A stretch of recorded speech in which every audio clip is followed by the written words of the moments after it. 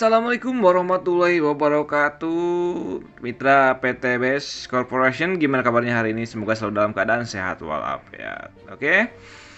5 hal yang pasti dihadapi mitra usaha direct selling. Next.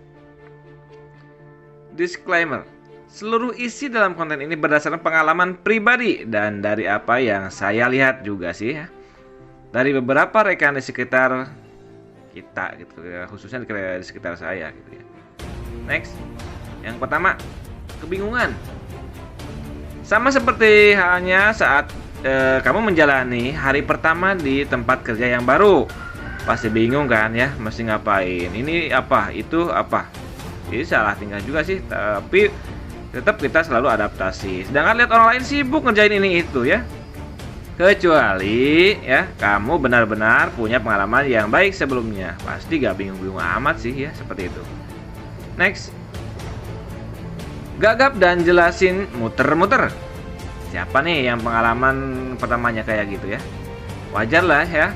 Kalau masih baru dan dalam kondisi tertentu, kita suka gagap ketika presentasi, ketika berbicara dengan calon mitra, ketika dihadapi orang-orang yang ingin mendengarkan penjelasan apa itu PTBS. Ya wajar lah seperti itu.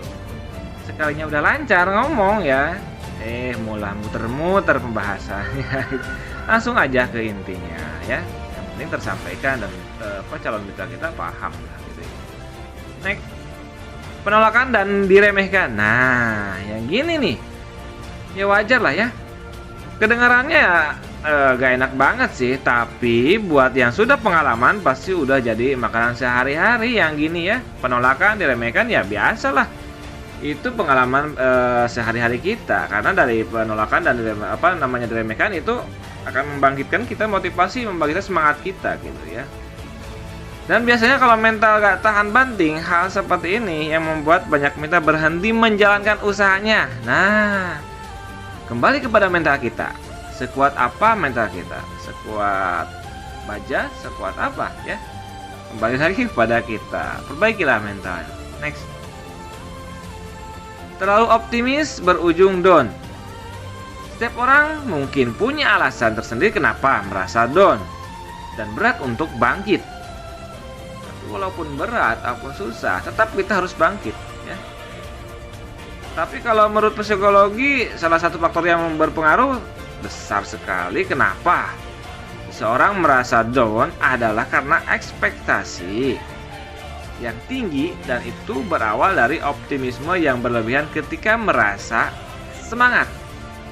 Oke ya, semangat bagus, merasa optimis bagus, tapi kita harus seimbangkan. Segala sesuatu ada proses. Jadi gak kayak kita makan cabai lah, kita makan langsung pedas gitu kan.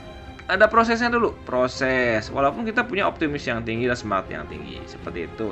Jadi kita untuk menghindari yang namanya down, kita harus tetap semangat ya, bangkit lagi gitu. Next. Banyak yang sharing namun kurang action. Nah, siapa nih ya?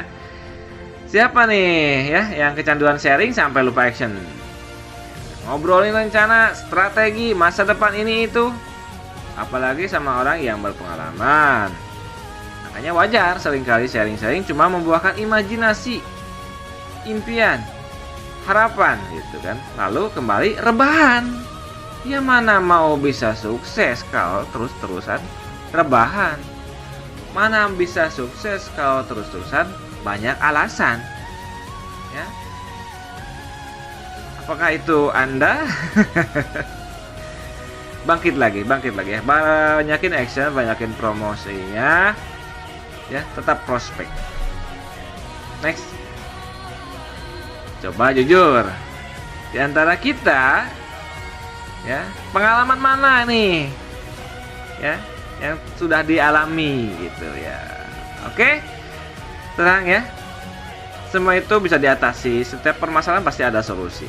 Tapi tetap kembali kepada kita ya. Berikut ada video yang memberikan semangat juga sih ya. Silakan simak. Entrepreneur petarung. Kalau salah dia perbaiki. Kalau jatuh dia bangkit lagi. Kalau gagal dia coba lagi. Yang penting kau tidak menyerah. Kalau kita menyerah, selesai semuanya. Karena kegagalan yang sesungguhnya adalah ketika kita menyerah dan tidak berani mencoba lagi. Gagal. Ingat pesan Abah.